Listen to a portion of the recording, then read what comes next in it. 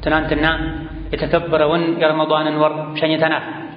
አላህ በተከበረው ቃሉ ስለ ረመዳን ሲነግረን የረመዳን ወርቃማ ቀኖችን እንድንጠቀም ሲያበረታታን አያመን ማዕዱዳት ብሎን ነበር።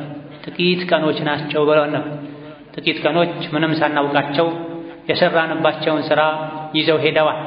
ረመዳን ተመልሶ ሲመጣ እኛ ምድር ላይ ረመዳንን ተቀብለው ከሚያስተናግዱት አንሁን ምንም የምናውቀው ነገር የለም። ምንም እንኳ ረመዳን ቢያልቅም የመልካም ሥራ ጊዜ አላለቀም። የመልካም ሥራ ጊዜው ማብቂያው ሞት ነው፣ ወር ሳይሆን። ሸዋል ወር ሙሉ የተኛውም ቀን 6 ቀን ብቻ መርጦ መጾም ይቻላል ብለን ከኛ የሚጠበቀው የዓመት ሙሉ ፈርድ ጾምን የመጾም አጅር ለማግኘት ከረመዳን በኋላ ከሸዋል ወር ውስጥ 6 ቀን መጾም ነው የሚጠበቅብን። ከመሃልም ከፊትም ከመጨረሻም ይቻላል። ነገር ግን የቱ ነው የሚሻለው? ሸዋል 6 ቀኖችን ከወር ውስጥ ቤተኞቹ ሳምንቶች ቤተኞቹ ቀናቶች ብጾም ነው የሚሻለው የሚለው ላይ ከነቢዩ በሐዲስ የተረጋገጠ ዒባዳ ከመሆኑም ጋር አንዳንድ አይጾምም የሚል አቋም ያላቸው ሰዎች አሉ። በየጊዜው ስለ ሸዋል ጾም በተነገረ ቁጥር ኺላፍ የሚያነሱ ሰዎች ኸይር ሥራ ላይ እንዳይሳተፉ ሰበብ የሚሆኑ ሰዎች አሉ። ነቢዩ ዓለይሂ ሰላቱ ወሰላም ከተናገሩ ሁሉም ንግግሮች መቆም አለባቸው። ሰዎች ቢናገሩም ተቀባይነት አያገኙም። فاسألوا أهل الذكر إن كنتم لا تعلمون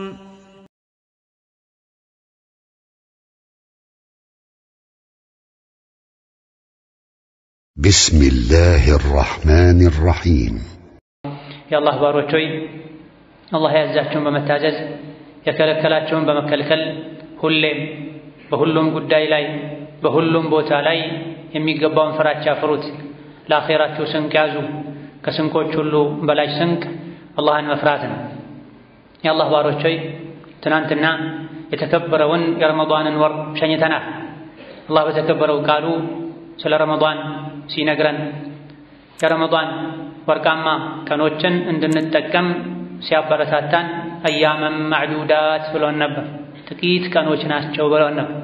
ጥቂት ቀኖች ምንም ሳናውቃቸው የሰራንባቸውን ሥራ ይዘው ሄደዋል። ረመዳን ተመልሶ ሲመጣ እኛ ምድር ላይ ረመዳንን ተቀብለው ከሚያስተናግዱት አንሁን ምንም የምናውቀው ነገር የለም። ምንም እንኳ ረመዳን ቢያልቅም የመልካም ሥራ ጊዜ አላለቀም። የመልካም ሥራ ጊዜው ማብቂያው ሞት ነው፣ ወር ሳይሆን። ሁሉም ወሮች ሁሉም ቀኖች የራሳቸው ሥራ አላቸው። ረመዳን ሥራውን ይዞ ሄዷል። ሸዋል ተተክቷል። አላህ ተባረከ ወተዓላ በረሕመቱ ሸዋል ላይም የተለያዩ ወደሱ የምንቃረብባቸው የመልካም ሥራ አጋጣሚዎችን ፈጥሮልናል። ረመዳን ላይ የነበሩ መልካም ሥራዎች ሁሉ ከረመዳን በኋላም አሉ። ነቢዩ ዓለይሂ ሰላቱ ወሰላም ረመዳንን የጾመ ከሸዋል 6 ቀናትን ያስከተለ ዓመቱን ሙሉ እንደጾመ ይቆጠርለታል ብለዋል። በዚህም ረመዳንን ብንሸኝም ጾምን አብረን አንሰናበትም። ረመዳንን ስንሸኝ ከጾም ጋር ተሰነባብተን አንላቀቅም። ዒድ አፍጥረን ቆይተን ደግሞ የሸዋልን 6 ቀን ጾሞችን እንቀጥላለን።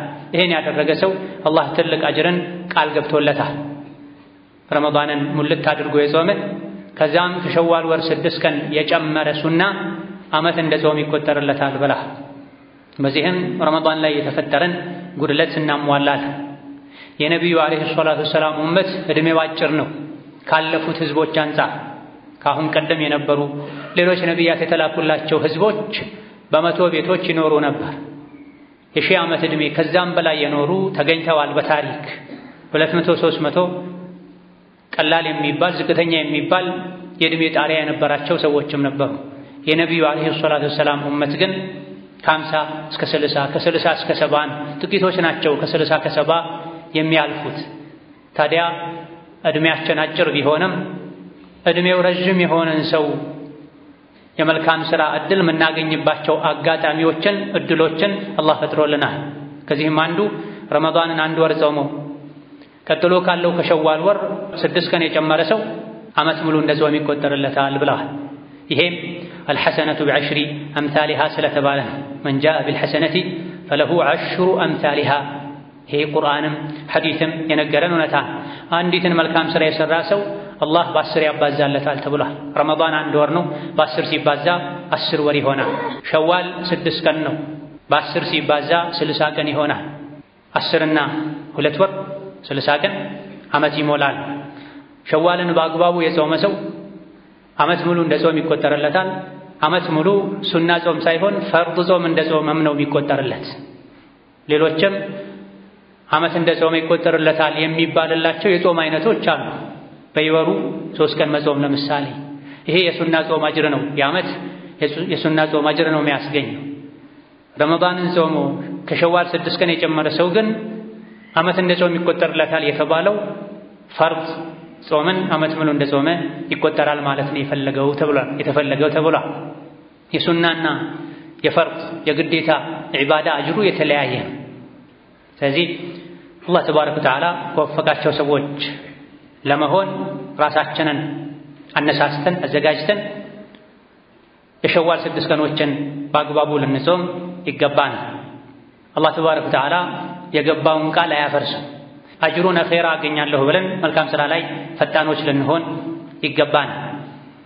ሸዋልን ጾሞ ከረመዳን ጋር የዓመት ሙሉ አጅር ማግኘት የሚችለው አንድ ሰው ማሟላት ያለባቸው መስፈርቶች አሉ፣ መጠበቅ ያለባቸው ህግጋቶች አሉ።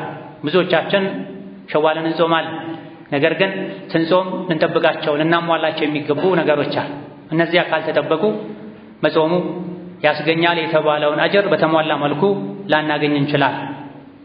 ዓመት ሙሉ እንደ ጾም ይቆጠርለታል ከረመዳን በኋላ ሸዋልን የጾመ ሰው የተባለው የረመዳን ጾሙ ለተስተካከለ ሰው ነው። የረመዳን ጾሙ ላይ ማዕሲያ ወንጀል ለሌለበት ሰው ነው ተብሏል። ምክንያቱም አላህ ሙሉ አጅር የሚሰጠው ሙሉ ግዴታን ለተወጣ ሰው።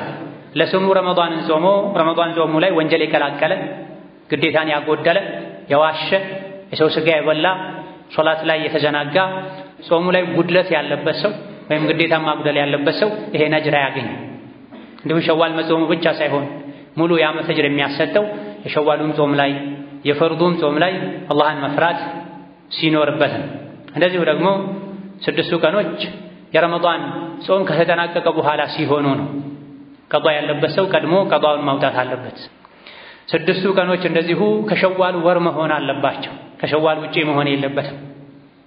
መን ሷመ ረመዳነ ثم أتبعه ረመዳንን የጾመ መንገደኛ ካልነበረ በሽተኛ ካልነበረ በጊዜው 30ውን ወሩን የጾመ ከዛ በኋላ ከገታዩ ወር 6 ቀን ያስከተለ ረመዳን ላይ ታሞ ጉዞ ሄዶ ዑዝር ኖሮት ያፈጠረ ሰው ደግሞ ረመዳን እንዳለቀ በሸዋል ወር ውስጥ ቀድሞ ቀዷውን አውጥቶ ቀዷውን እንደጨረሰ ከሸዋል 6 ቀን የጨመረ ነው ዓመት ሙሉ የመጾምን ምንዳ የሚያገኝ።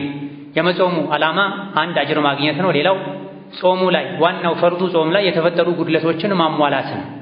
ሰው እንደመሆናችን ፈርዱ ጾም ላይ ጉድለቶች ሊኖሩ ይችላል፣ ክፍተቶች ሊኖሩ ይችላል፣ አውቀንም ሳናውቅም።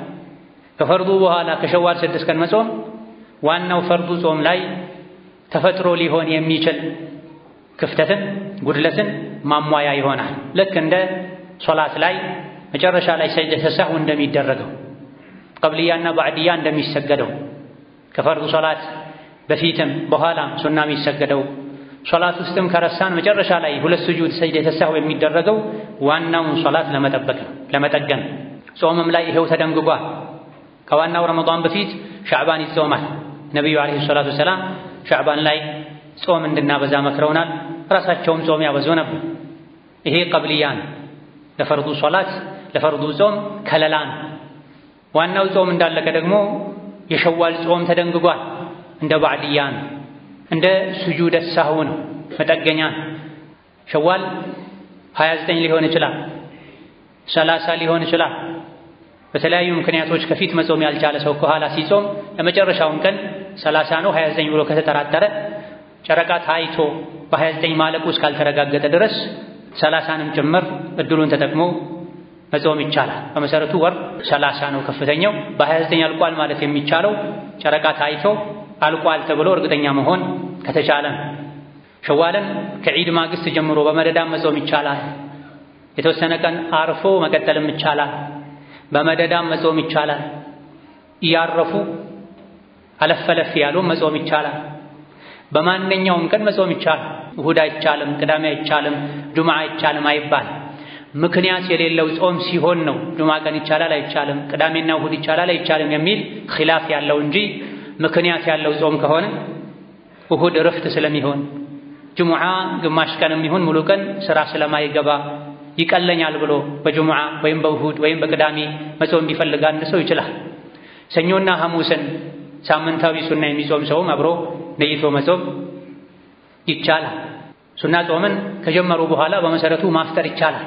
አንድ ሰው ሸዋልን ጾማለሁ ብሎ ጀምሮ ቢደክመው ከበድ ያለ ጉዳይ ቢገጥመው ለማፍጠር ቢገደድ ቢያፈጥር ችግር የለም ሱና ጾም እስከሆነ ድረስ። ፈርድ ላይ ነው ሳይገደዱ ያለ በቂ ምክንያት ማፍጠር ማይቻል። ረመዳንን በወቅቱ በወሩም ይጾሙ፣ በሌላ ጊዜም ይሁን ቀዷ ያውጡ። ግዴታ ጾምን ከጀመሩ በኋላ ማፍረስ አይቻል። ትልቅ ወንጀል ነው የሚሆነው ካልታመሙ ካልተገደዱ በስተቀር። ሱና ጾምን የጾመ ሰው ግን አልሙተጠዊዑ አሚኑ ነፍሲሂ አሚሩ ነፍሲሂ ተብሏል። ሱና ጾም የሚጾም ሰው የራሱ ውሳኔ መብት አለው። ከፈለገ መቀጠል ይችላል፣ ከፈለገ ማፍረስ ይችላል ተብሏል። ነገር ግን የሸዋል ጾም ልዩ ዒባዳ ልዩ አጅር ያለው በጊዜ የተገደበ ጾም ከመሆኑ አንፃር ከፈርዱ ጾም ጋር የተያዘ ከመሆኑ አንፃር ያልተገደደ ሰው የሸዋልን ጾም ከጀመረ በኋላ ባያቋርጥ ይመረጣል።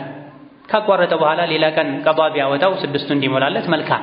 አልችልም ካለ አንድ ሰው አልፈልግም ካለ ፈርዱ ጾም ላይ ጉድለት እንደፈጠረ ከባድ ወንጀል እንደሰራ አይቆጠርበት። ወላ ትብጢሉ አዕማለኩም መልካም ስራችሁን አታበላሹ ስለተባለ ግን ማንኛውም የተጀመረ መልካም ነገር ማለቁ ኸይርን። አንድ ዓመት ከጾምኩ በየዓመቱ መጾም ግዴታ ሊሆንብኝ ይችላል ብለው ማይጀምሩ ሞኝ የሆኑ ሰዎችም አሉ። አልጀመርም ነው ያልጾምም። ሸዋልን አንዴ ከጀመሩት ማቋረጥ ወንጀል ይሆናል ተብሏል ሰዎች አሉ። ይህ አላዋቂነት። የቻላችሁትን ያክል ኸይር ስራ ስሩ ተብለናል። ፈርዱን ነው ሁሌ በግዴታነት የምንጾመው እንጂ ሸዋልን በዚህ ዓመት ክፍት ጊዜ ስላለኝ ጤንነቴም ጥሩ ስለሆነ ጾማለሁ ብሎ አንድ ሰው ቢጀምር ቀጣይ ዓመት ላይም ጾማለሁ ብሎ ከማቀዱ ጋር የሚቀጥለው ዓመት ላይ ለመጾም ሞክሮ ካልቻለ ስራ ከበዛበት ጉዞ ከበዛበት ካመመው ከደከመው ቀጣይ ዓመት ላይ ቢተው ችግር የለም። መልካሙ በላጁ አለመተው ነው። ማንኛውም ኸይር ስራ መናቅ የለበትም፣ እድሉ ማለፍ የለበትም። የቂያም ቀን አንድ ሐሰና አንድ መልካም ስራ ትልቅ ዋጋ አላት። የጀነት የጀሃነም የመሆን መለያው ወሳኟ አንድ ነጥብ አንዲት ደረጃ ልትሆን ትችላለች። እዚህ ለአኼራ የሚጠቅም ነገር ላይ መዘናጋት አይገባም። ባለማወቅ ደግሞ የመልካም አጋጣሚዎችን እድል ልናጣ አይገባል። ወፍ ዘራሽ የሆኑ ወሬዎች አሉ፣ አሉባልታዎች አሉ። ዒልምን ሸሪዓን ከዑለሞች ነው መውሰድ ያለብን። ሸዋል አንዴ ከተጀመረ ማቋረጥ ስለማይቻል በየዓመቱ መጾም ግዴታ ስለሚሆን አልጀመርም አይባል። በየዓመቱ ከጀመራችሁ ቀጥሉ የሚል በግዴታነት የሚያዝም የለም። በአንዱ ዓመት ውስጥም የቻላችሁትን ያክል እጨርሳለሁ ተብሎ ተጾሞ መሃል ላይ አልቻልኩም ተብሎ ቢተው ወንጀል ነው የሚል የለም። ቢበዛ ተጨማሪ የሚገኘው አጅር ነው የሚቀረው። ሸዋል ሲጾም ማታ መነየት ተገቢ ነው፣ ግዴታ ነው። ሱናን ጾም ቀን ላይ መጀመርም ይቻላል መነየትም ይቻላል የሚባለው ራሱ የተገደበ ራሱን የቻለ ጾም ካልሆነ ነው። የሰኞና የሐሙስን ጾም ጠዋት እስካልበሉ ድረስ ከፈጅር በኋላ እስካልበሉ ድረስ ቀን ቢነይቱ ችግር የለው። ማንኛውም ሱና ጾም በቀኑ ክፍለ ጊዜ ሊነየት ይችላል። ግን በቀን ተገድቦ ልዩ አጅር ተነግሮለት ሙቀየድ የሆነ ናፊላ ሱና ጾም ሲሆን ማታ መነየት አለበት። በቀኑ ክፍለ ጊዜ መነየት ይቻላል የሚባለው ልቁ በሁኔታ በቁጥር ያልተገደበው ጾም እንኳ ቢሆን አጅሩ የሚገኘው ከተነየተበት ሰዓት ጀምሮ ነው ተብሏል። ነብዩ ሰለላሁ ዐለይሂ ወሰለም ቤት ገብተው ምግብ ጠይቀው ምግብ የለም ካሏቸው እንግዲያውስ እኔ ዛሬ ጾመኛ ነኝ ይሉ ነበር ተብሏል። ከፈጅር በኋላ ምንም ካልበላ አንድ ሰው በቀኑ ክፍለ ጊዜ በርካታ ዑለሞች ከግማሽ ቀን በፊት መሆን አለበት ቢሉም ትክክለኛው በየትኛውም ሰዓት ፀሐይ እስካልጠለቀ ድረስ ጾመኛ ነኝ ብሎ ጾም መጀመር ይችላል። ጠዋት ካልበላ ከፈጅር በኋላ ካልበላ ግን አጅር የሚያገኘው መቼ ነው? ከነየተበት ሰዓት ጀምሮ ነው ተብሏል። ሸዋል ደግሞ ሙሉ 6 ቀን እንዲሆን የሙሉ ቀን ንያ ስለሚያስፈልገው ማታ ነይቶ ማደር ያስፈልጋል። ሸዋልና እንደዚህ በቁጥር የተገደቡ በቀን የተገደቡ ለራሳቸው በቀን ተገድበው የሚጾሙ ጾሞች ሲሆኑ ከማታ ጀምሮ መነየት አለበት የቀን ሙሉ ጾም እንዲሆን ተብሏል። ቀደም ሲል እንደተገለጸው ሸዋል ወር ሙሉ የተኛውም ቀን 6 ቀን ብቻ መርጦ መጾም ይቻላል ብለን ከኛ የሚጠበቀው የዓመት ሙሉ ፈርድ ጾምን የመጾም አጅር ለማግኘት ከረመዳን በኋላ ከሸዋል ወር ውስጥ 6 ቀን መጾም ነው የሚጠበቅብን። ከመሃልም ከፊትም ከመጨረሻም ይቻላል። ነገር ግን የቱ ነው የሚሻለው? ሸዋል 6 ቀኖችን ከወር ውስጥ ቤተኞቹ ሳምንቶች ቤተኞቹ ቀናቶች በጾም ነው የሚሻለው የሚለው ላይ የፊቅህ ሊቃውንት የተለያዩ ምርጫዎች አሏቸው፣ አስተያየቶች አሏቸው። የተወሰኑ የፊቅህ ሊቃውንት ከዒድ ማግስት ጀምሮ አከታትሎ 6ቱን ቀን መጾም የተሻለ ነው ብሏል። ይሄ ከታላላቅ የእስላም ሊቃውንት ውስጥ የኢማም አሻፊዒ የአብዱላህ ኢብኑ ሙባረክ ምርጫ ነው። ዒድን ዛሬ አክብሮ ሸዋል 1 በማግስቱ ከሸዋል 2 ጀምሮ መጾሙ የተሻለ ነው ያሉ ተገኝተዋል። ምክንያቱም ኸይር ነገር ላይ ከመሽቀዳደም አንፃር ብላ እንደ ሐዲስም ረመዳንን የጾመ ከዛም ከሸዋል የፊት 6 ቀኖችን የመጀመሪያ 6 ቀኖችን የጾመ ዓመት ሙሉ እንደ ጾም ይቆጠርለታል የሚል ሐዲስ አለ። ሐዲሱ እንደ ሐዲስ ደካማ ነው። ነገር ግን እንደ ምክንያት የሰው ልጅ ነገ ምን እንደሚገጥመው ስለማያውቅ ከፊት ከዒድ ማግስት ጀምሮ መጾሙ በላጭ ነው ተብሏል። የተወሰኑት ደግሞ እነ ኢማም አሕመድ እና አልኢማም ወኪዕ ሌሎችም ዋናው በወሩ ውስጥ መጾም ነው። ከመሃልም ይጾም መጨረሻም ላይ ይጾም አከታትሎም ይጾም እያረፈም ይጾም ዋናው ከወሩ ውስጥ 6 ቀን መጾም ነው። ምርጫው የጾመኛው ነው ብለዋል። ይሄም ያስኬዳል። ከወሩ ውስጥ ጾሙ ነው የተባለው። እጾማለሁ ብሎ ከመነየቱ ጋር አንድ ሰው ዑድር ገጥሞት ታሞ ተሰዶ መንገድ ሄዶ ሳይጾም ቢቀር አላህ አጅሩን ይሰጠዋል። በሶስተኛ ደረጃ ደግሞ የመጀመሪያ ከዒድ በኋላ ያሉ ቀናትን መጾም አይወደድም። ምክንያቱም ከረጅም የጾም ቀናት በኋላ የሚመጡ የረፍት የምግብ የመጠጥ ቀናት ናቸው። የተወሰነ ቀን በልቶ ጠጥቶ አርፎ መጾም ነው የሚገባው ያሉ ተገኝቷል። በቀደምቶች ውስጥ ከታቢዕዮች በኋላ ካሉትም እንዲህ አይነት አቋም ያላቸዋል። ሁሉም ያስኬዳል። ሸዋል በመሰረቱ ከነቢዩ ዓለይሂ ሰላቱ ወሰላም መጾሙ የተፈቀደ የተወደደ ወር ነው። 6ቱን ቀን ከወሩ ውስጥ መጾም ተፈቅዷል። በዚህ ቀን ጾሙ በዚህ ቀን አትጾሙ አልተባለ። እያረፉ መጾም ይቻላል፣ አከታትሎ መጾም ይቻላል፣ ከመጀመሪያም ከመጨረሻም መጾም ይቻላል። ዋናው ነገር ከወሩ ውስጥ 6 ቀኖችን መጾም። አላህ ተባረከ ወተዓላ ኸይር ነገር ላይ ተሽቀዳደሙ ስላለ ፍጠኑ ስላለ ነገ የሚገጥመንን ስለማናውቅ ቀደም ብሎ መጾሙ በላጭና ተመራጭ ከመሆኑ ጋር አላህ በተከበረው ቃሉ የአላህን ምህረት ወደምታገኙበት ጀነትን ወደምታገኙበት መልካም ሥራ ፍጠኑ። ጀነት የተዘጋጀችው አላህን ለሚፈሩት ነው። ለነዚያ በችግርም በሀብትና በድሎት ጊዜም ሰደቃ ለሚሰጡ፣ ለሚያበሉ፣ ለሚያጠጡ፣ ቁጣቸውን ዋጥ ለሚያደርጉ፣ ሰዎችን ይቅር ለሚሉ ሰዎች የተዘጋጀችን ጀነት ለማግኘት ፍጠኑ ብላ። ጾም ጀነት ከሚገባባቸው መልካም ሥራዎች መሃል አንዱ ነው። የአላህን ምህረት ከሚያስገኙ መልካም አጋጣሚዎች መሃል አንዱ ነው። ከዚህ አንፃር ሸዋል 29 30 ቀን ነው። ከዒድ በኋላ ፈጥነን ካልጾመን በቀጣይ ቀናት ምን እንደሚገጥመን ላናውቅ እንችላለንና አስተማማኙን ከመምረጥ አንፃር ፈጥኖ መጾሙ በላጭ ይሆናል። በወሩ ውስጥ አፈራርቄ እያረፍኩኝ በተለያየ ቀን እጾማለሁ ያለ ሰውም ዋናው ለመጾም መወሰኑ እድሉ እንዳገኙ እድሉ ሳያልፍ በፊት ፈጥኖ መጠቀሙን። አዑዙ ቢላሂ ሚነ ሸይጧኒ ረጂም وسارعوا إلى مغفرة من ربكم وجنة عرضها السماوات والأرض أعدت للمتقين. بارك الله لي ولكم في القرآن العظيم ونفعني وإياكم بما فيه من الآيات والذكر الحكيم. أقول قولي هذا وأستغفر الله لي ولكم ولسائر المسلمين من كل ذنب وخطيئة فاستغفروه إنه هو الغفور الرحيم والبر الكريم. الحمد لله على إحسانه والشكر له على توفيقه وامتنانه وأشهد أن لا إله إلا الله وحده لا شريك له تعظيما لشانه وأشهد أن محمدا عبده ورسوله الداعي إلى رضوانه صلى الله عليه وعلى آله وأصحابه وإخوانه وسلم تسليما كثيرا. أما بعد شوال 6 ቀናት መጾም ከነቢዩ በሐዲስ የተረጋገጠ ዒባዳ ከመሆኑም ጋር አንዳንድ አይጾምም የሚል አቋም ያላቸው ሰዎች አሉ። በየጊዜው ስለ ሸዋል ጾም በተነገረ ቁጥር ኺላፍ የሚያነሱ ሰዎች ኸይር ሥራ ላይ እንዳይሳተፉ ሰበብ የሚሆኑ ሰዎች አሉ።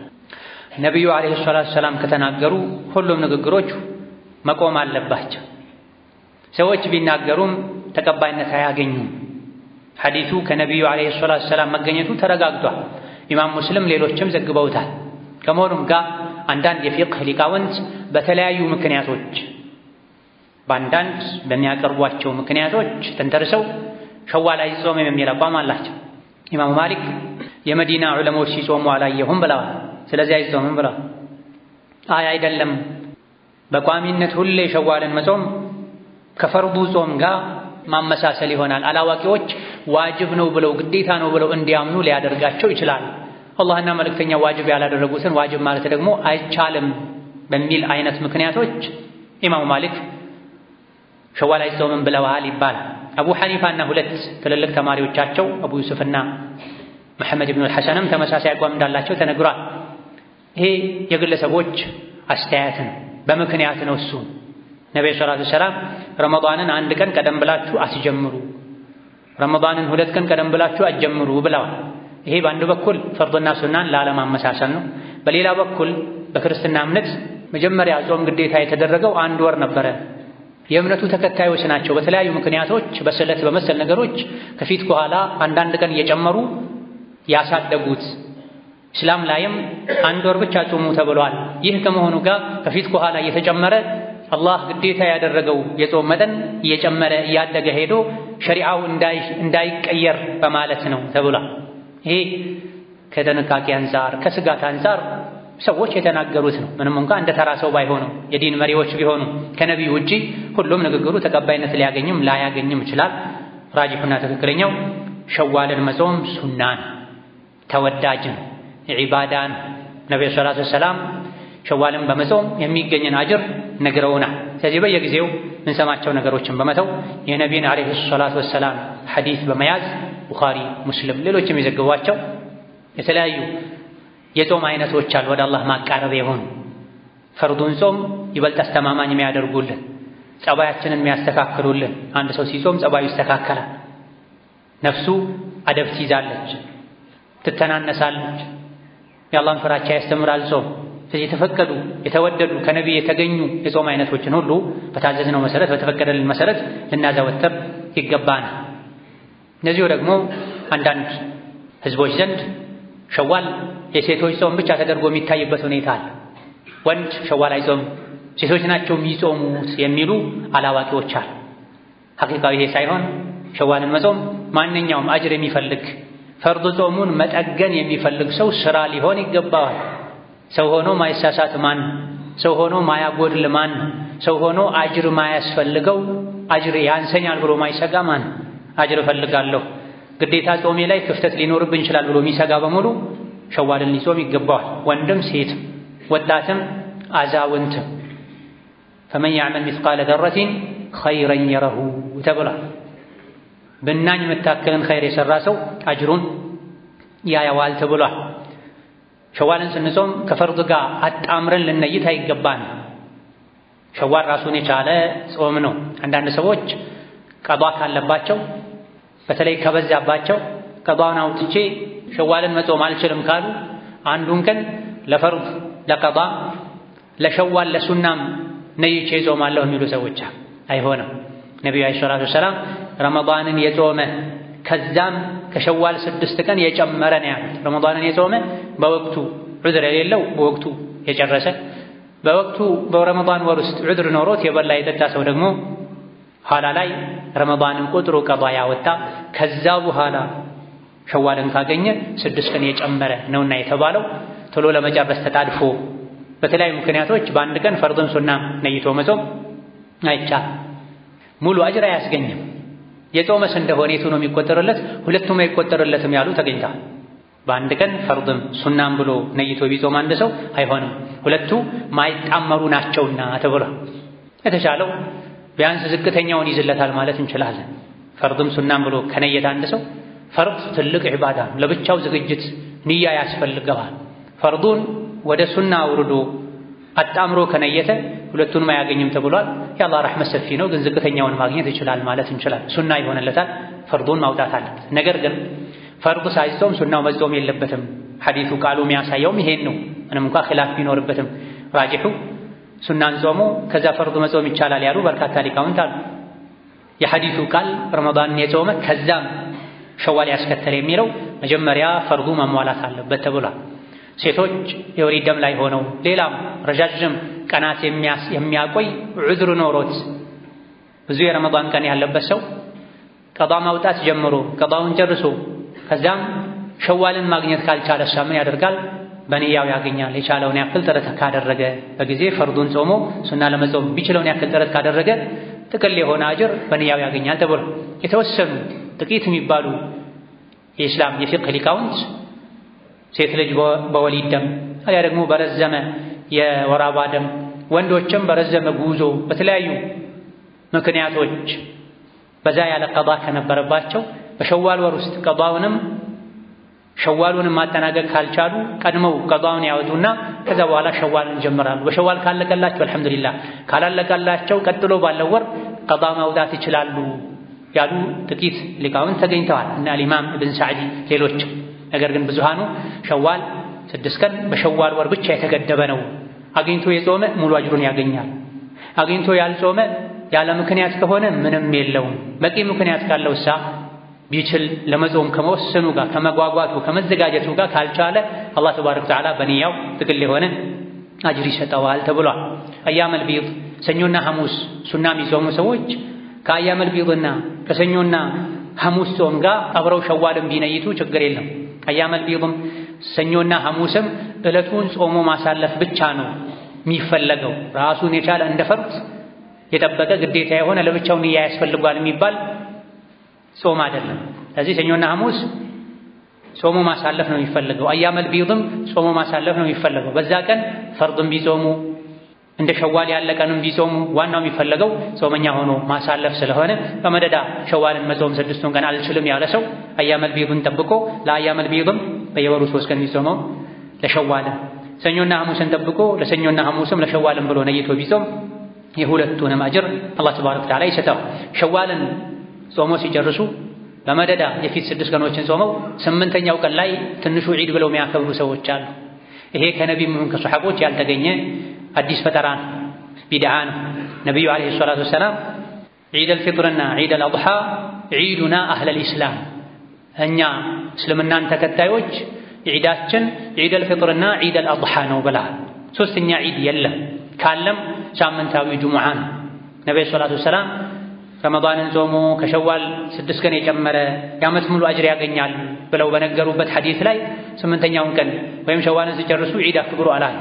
ዒድ ከዲን ጋር የተያያዘ ነው። በቁርአን በሐዲስ ዒድ የተደረገ ነገር የተደረገ ቀን ዒድ እናደርጋለን። ከዛ ውጪ ሰዎች የተለያዩ የዓመት በዓል ቀኖችን እየፈጠሩ ጊዜያቸውን ሊያጠፉ አይገባም። ዒድ ባህል አይደለም፣ ሃይማኖትም የዲን ጉዳይ ነው። ዒዱ ውስጥ የሚደረጉ ነገሮች አንዳንዴ በባህል የተለመዱ ሊሆኑ ይችላሉ። ከሸሪዓ ጋር ካልተጋጩ ችግር የለውም። የዒድ ቀን የበዓል ቀን መምረጥ መፍጠር ግን የአላህ ስልጣን ነው፣ የመልእክተኛው ስልጣን ነው። ዒድ እንደ ሶላት ነው፣ እንደ ጾም ነው፣ እንደ ሐጅ ነው፣ በሸሪዓ የተገደበ ነው። ነብዩ ሰለላሁ ዐለይሂ ወሰለም ወደ መዲና ሲሄዱ የመዲና ሰዎች የሚጫወቱባቸው የሚዝናኑባቸው 2 ቀናት ነበሯቸው። ምንድናቸው ብለው ሲጠይቁ የበዓል ቀኖቻቸው እንደሆኑ ነገሯቸው ለነብዩ። ይሄኔ ነብዩ ሰለላሁ ዐለይሂ ወሰለም አላህ የተሻለን ቀን ቀይሮላችኋል፣ ዒደል አድሓና ዒደል ፊጥር የኛ የሙስሊሞች በዓል እነዚህ ናቸው ብሏል። ዒድን መፍጠር ቢቻል ኖሮ ባልነኩባቸው ነበር፣ እነዚያ ሌላ በጨመሩላቸው ነበር። ስለዚህ ባለንበት ጊዜ ቢድዓ በየቦታው ያበበ ነው። ሰዎችም ከሱና ይልቅ ቢድዓን እያስፋፉ ነው። በሱና ልንብቃቃ ሸዋል ላይ ጾሙን የተባልነው ከጨረሳችሁ በኋላ 8ኛውም ቀን ይሁን ቀስ ብሎ ጀምሮ የጨረሰ ሰው ከዛ በኋላም ይሁን ዒድ አክብሩ አልተባለም። የሰራነውን መልካም ስራ በቢድዓ ተቀባይነት እንዲያጣ ልናደርገው አይገባም። ከነገሮች ሁሉ የከፋ ነገር ቢኖር ቢድዓ ነው። ሱናን ሰርተን አልጨረስንም። ሸዋል ላይ ሱና የሆኑ ነገሮች አሉ፣ የተደነገጉ የተፈቀዱ ነገሮች አሉ። መጾም፣ ለሐጅ አቅም ያለው ሰው ሸዋል ላይ ለሐጅ መሄድ ኢሕራም ማድረግ፣ ማግባት የሚፈልግ ሰው ዝግጅት የጨረሰ ሰው በሸዋል ወር ላይ ኒካህ ማሰር ሱናን የተወደደ ነው። ነብዩ ሰለላሁ ዐለይሂ ወሰለም በሸዋል ማግባት መዳር ይወዱ እንደነበረ ተነግሯል። እነዚህና መሰል ሸዋል ላይ ይደረጉ ይወደዳሉ ይፈቀዳሉ የተባሉትን ልናደርግ፣ ነቢና ሱሐቦች ያላደረጉትን ያልፈቀዱትን ከማድረግ ልንጠነቀቅ ይገባናል።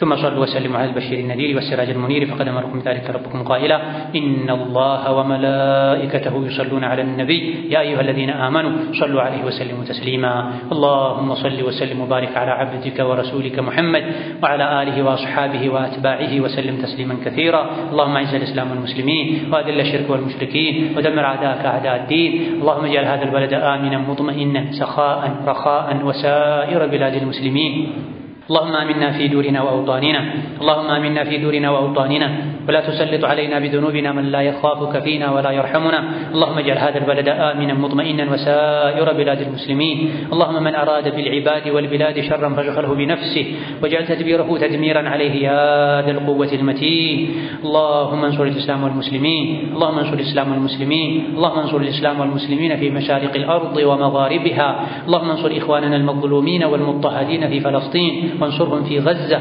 وأصلح أحوال المسلمين في البلاد كلها شرقها وغربها برحمتك يا أرحم الراحمين ربنا اغفر لنا ولوالدينا ولمشايخنا ولجميع المسلمين ربنا اغفر لنا ولوالدينا ولمشايخنا ولجميع المسلمين اللهم فرج هم المهمومين ونفس كرب المكروبين وقض الدين عن المدينين واشف مرضنا ومرضانا ومرضى المسلمين اللهم اشف مرضنا ومرضانا ومرضى المسلمين اللهم فك أسر المأسورين اللهم فك أسر المأسورين اللهم فك أسر المأسورين اللهم اجعل لنا من كل هم فرجا ومن كل ضيق مخرجا ومن كل بلاء عافية ربنا آتنا في الدنيا حسنة وفي الآخرة حسنة وقنا عذاب النار آمين والحمد لله رب العالمين.